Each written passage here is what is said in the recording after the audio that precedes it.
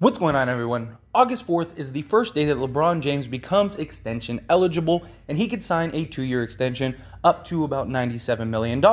And there's a lot of concerns that if the Lakers do not make a move around then or, before the season begins, LeBron will not sign that extension, as well as LeBron will potentially leave in the offseason. But here's the thing.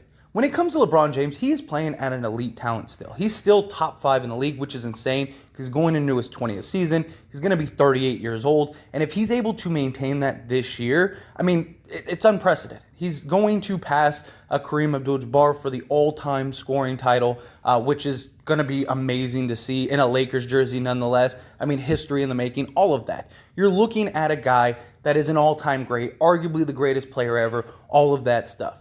When it comes to LeBron going to the Lakers, he did not go to the Lakers for basketball reasons solely. I don't know if you remember, but when LeBron James and all the talks of him going to the Lakers came up, the Lakers were in shambles. The Lakers were an absolute mess at the time. And the whole conversation was LeBron's not going to the Lakers by himself. And there was all the talks of the Paul George thing. Paul George is the guy that the Lakers are going to get. LeBron's the guy that's going to go elsewhere. Paul George is from LA. He'll go to the Lakers even if it isn't somebody else. And the actual opposite happened. Paul George felt spurned by the Lakers for not trading everything to go get him. And he ends up re-signing with OKC. LeBron ends up coming to the Lakers with the hopes that he could, turn the team around and all of that stuff. The following year, you see, they make the Anthony Davis trade and boom, win the NBA Finals. It was a match made in heaven. It was perfect. But LeBron had a landscape full of teams that would have taken him at that time and would have been more than happy to pay whatever he wanted to pay, trade and do whatever it took, because you're talking a LeBron who is still in the heart of his prime, still arguably the best player on the planet, all of that coming off of a championship with the Cavs. Teams would have done what it took to get LeBron James, and he could have went to a team that would probably still be contenders right now and probably won more than one championship. But LeBron wanted for life after the NBA. He wanted to become a billionaire faster, which he did. He wanted to make the connections and establish the relationships and all the things that come with being in LA and the future after basketball. And LeBron achieved all those things. So any chance of LeBron leaving is also leaving that behind. Yes, he has his footing there. He has his businesses and stuff like that. I'm sure he could step away for a couple years and stuff, but it just makes things a big hassle. But even if he is willing to go, where is he going to go? Seriously, what team is LeBron going to leave the Lakers to go to? Because all of the teams that would have salary cap, LeBron's not going to want to sign with. Is he going to want to go to Houston? Is he going to want to go to Detroit? Is he going to want to go where? Where is he going to go? Teams like that he would maybe want to go to, like the Cavs, the Sixers, things like that. They don't have salary to sign him.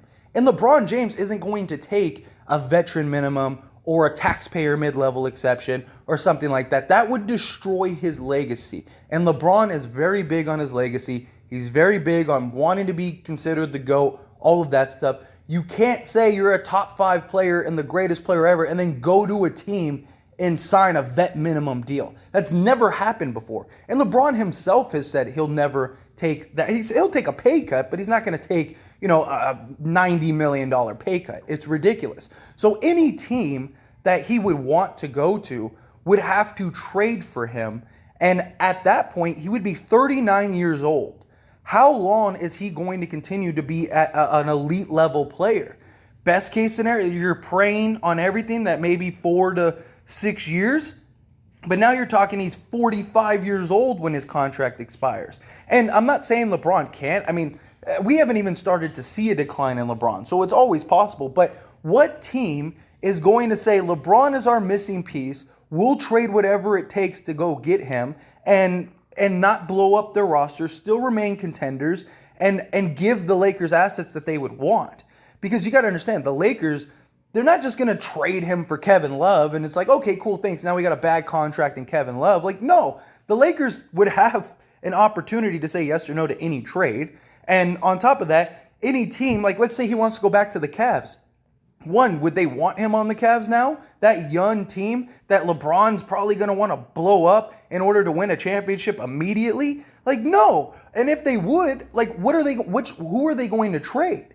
Like which assets are they going to give up from their young core to go and trade for LeBron James? Philadelphia, are they going to give up Maxey and, Maxey, Tobias Harris, and a couple firsts to go and trade for LeBron? I mean, get my point. Like, it's not like LeBron has all these options that he could go to. And beyond that, there are still things like Kyrie Irving being re-signed in the offseason. Now, look, I don't expect the Lakers to just wait around and do nothing. I do think the Lakers are going to make a trade, whether it's the Pacers trade, whether it's going and getting Kyrie Irving. But even if they don't do anything, LeBron, besides him having nowhere to really go, if you really think about it, because like I said, salary cap, you have to match salaries. Any team that would trade for LeBron, you also got to keep in mind, would be hard capped. So you'd have to make a trade that doesn't exceed the hard cap and still able to build a team around. It makes it nearly impossible for any winning team to trade for LeBron James. And you're trading for a LeBron James that you might have for a year or two. Like, which team is going to want to do that?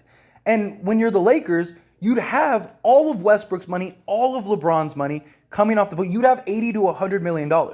And there's going to be guys like Kyrie Irving who's going to leave the Nets and could just sign. So if you're the Lakers, you're not worried about LeBron. Obviously, you don't want to punt a year for LeBron, but you don't want to do anything that's going to put your organization in shambles, right? Like, let's say Kyrie tomorrow becomes unavailable, right? They're like, no, we're going to ride out with Kyrie this year. Okay, fine. You don't want to go and do like the Knicks deal where you're getting, Julius Randle, Evan Fournier, Derrick Rose, and like a first-round pick. Like, that's great.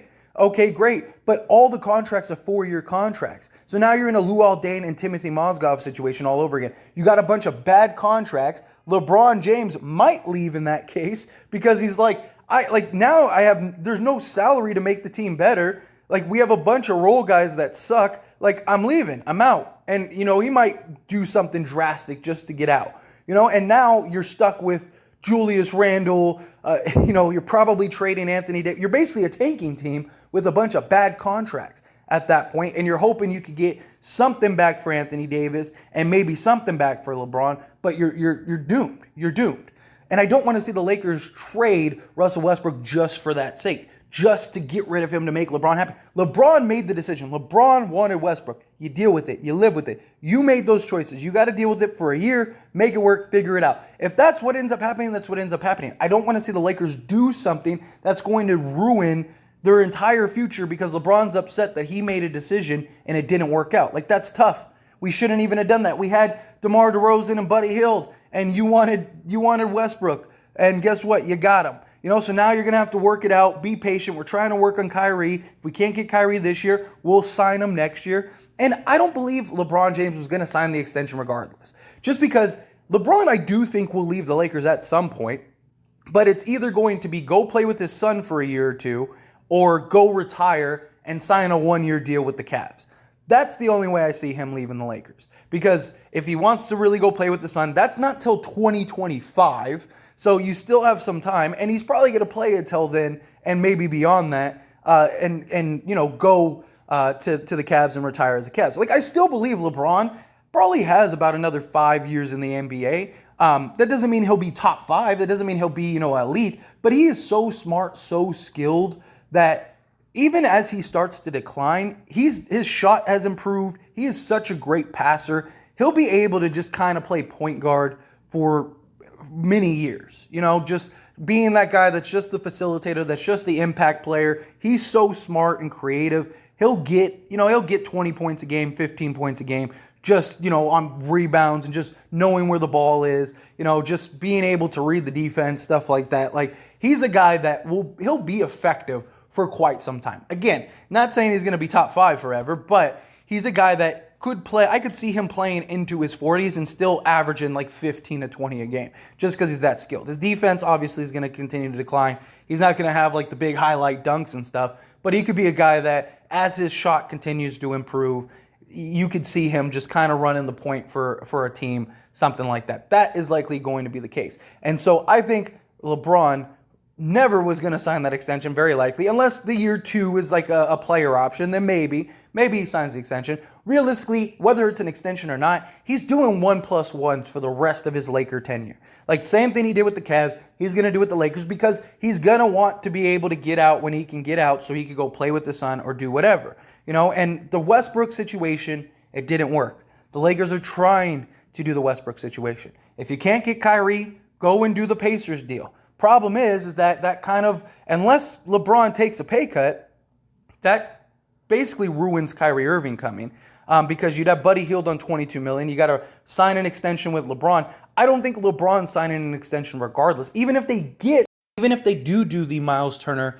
and Buddy Hield trade, because you'd have Buddy Hield the following year on like a $22 million contract. You'd have to re-sign Miles Turner, and if LeBron takes a $97 million extension, there goes any chance of getting Kyrie. So I think regardless, if they do the Pacers trade and they can't get Kyrie Irving immediately, then I don't think LeBron signs an extension because I think they'll wait to see what happens, right? You have Buddy Hield, you have Anthony Davis, are basically the only contracts on your roster. You have to re-sign Miles Turner, right? And then you wait and go see Kyrie Irving. You see if you can convince Kyrie Irving and LeBron to take pay cuts, and maybe you can keep all of them. That's likely what ends up happening. As always, is a discussion, so I pass the question on you. Let me know your thoughts and opinions down in the comment section below. What do you think ends up happening with LeBron? Do you think if they get Kyrie, he signs the extension? Do you think he's not signing an extension regardless? He's just going to do 1+1s? Do you think if you can't get Kyrie, do the Indiana Pacers deal? That'll keep LeBron for the year. Plus, not just that, you are one of the better teams. You likely can still win a championship. I mean, like, we just saw Dallas in the Western Conference Finals. You don't think Anthony Davis, LeBron James, Miles Turner, and Buddy Hield can at least get to the Western Conference Finals? I believe they can. I think they'd still be a really good team. I think that they would still be, at least in contention talks. I just think Kyrie Irving adds another layer and a level that you don't get with Buddy Hield and Miles Turner, but I still think the Lakers would be really good regardless, and LeBron's going to stay. I don't see a scenario where LeBron leaves. I just don't know how he's going to be able to make that work, because any team that could sign him outright, he's not going to want to go to. And it's not like there's a bunch of free agent superstars next season that he could go and get to come with him to like Houston or something like that. No. And not just that, a lot of these teams, they're tanking. They're rebuilding. He's not going to go sign with the Jazz. He's better off just standing pat with the Lakers, trusting the Lakers, looking at the Lakers going, we'll have $80 to $100 million next season, even if they don't make a trade. And they can go sign Kyrie, and then I got Kyrie, me, and Anthony Davis instead of Westbrook. However you shake it, I think they're in a good place. But again, love to hear your thoughts and opinions, however you feel about it, down in the comment section below. That being said, hit that like button. Helps me out a lot. Lets me know you enjoy these types of videos, and I truly appreciate it. If you're not subscribed to the channel, hit that subscribe button, followed by the bell notification. Stay up to date with all things sports. Join this wonderful community and all of our discussions. I'll see you all in the next one. Thank you.